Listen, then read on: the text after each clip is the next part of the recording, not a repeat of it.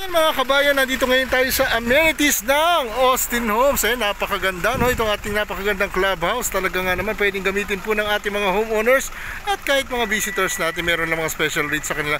Maganda lang po dito pag ito ay nakuha natin, na-rent natin itong ating amenity area, no? Yung ating function room or function hall.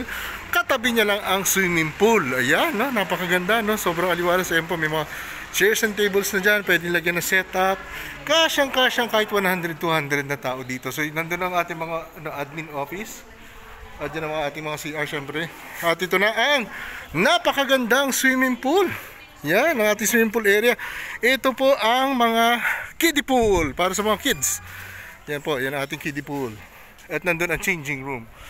At yan ang shower room. Yan, so ito po ang kiddie pool. Parang napakalaking jacuzzi, no? Ganda at napaka-refreshing na swimming pool.